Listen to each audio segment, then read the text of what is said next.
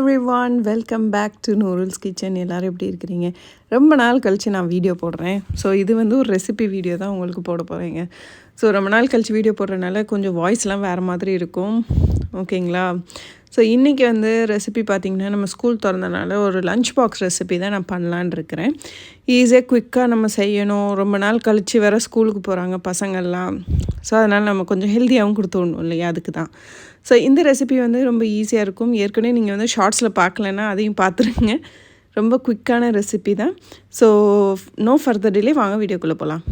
சப்பாத்தியில் வந்து சீஸ் வச்சு நம்ம பண்ண போகிறோம். ஃபஸ்ட்டு வந்து நான் சப்பாத்தியை வந்து ரவுண்டாக பரத்திட்டு நான் இது மேலே வந்து பார்த்திங்கன்னா ஸ்லைஸ்டு சீஸ் இருக்கு இல்லையா, அதை வந்து வைக்கிறேங்க. வச்சுட்டு அந்த சீஸை வந்து ரெண்டாக மடித்து விட்டுட்டு நம்ம சப்பாத்தி வந்து இந்த மாதிரி ஃபோல்ட் பண்ணிக்கணும். பார்த்திங்கன்னா நமக்கு வந்து ஸ்கொயர் சப்பாத்தி மாதிரி பண்ணோம் இல்லையா, அந்த மாதிரி பண்ணிவிட்டு நம்ம வந்து என்ன பண்ணோன்னா அந்த சப்பாத்தி வந்து மறுபடியும் பரத்த ஆரம்பிக்கணும். ஸ்கொயரை வந்து நீங்கள் வந்து எப்படி வேணாலும் பரத்திக்கலாம்.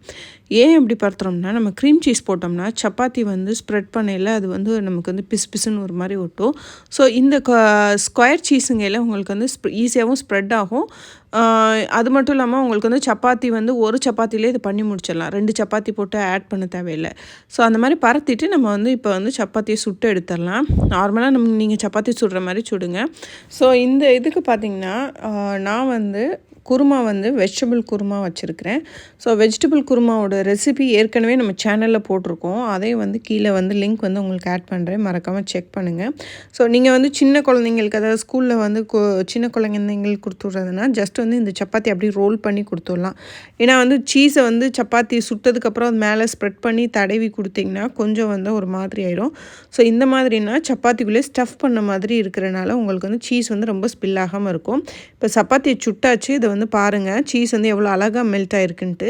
ஸோ இந்த மாதிரி இருக்குங்க. சப்பாத்தியும் நல்லா சாஃப்டாக இருக்கும். ஸோ இந்த ரெசிபி கண்டிப்பாக உங்களுக்கு பிடிக்கும்னு நினைக்கிறேன். நீங்கள் எப்படி சீஸ் சப்பாத்தி பண்ணுவீங்கன்றதையும் எனக்கு வந்து கீழே கமெண்ட்டில் சொல்லுங்கள். இதுக்கு தொட்டுக்கிறதுக்கு வெஜிடபிள் குருமா ரெடி பண்ணியிருக்கேன், அதையும் டிஸ்கிரிப்ஷனில் பாருங்கள். ஸோ இந்த வீடியோ பிடிச்சிருந்துச்சின்னா மறக்காமல் லைக் பண்ணுங்கள், ஷேர் பண்ணுங்கள், மறக்காமல் என்னோடய சேனலுக்கு சப்ஸ்கிரைப் பண்ணுங்கள். Take care and bye.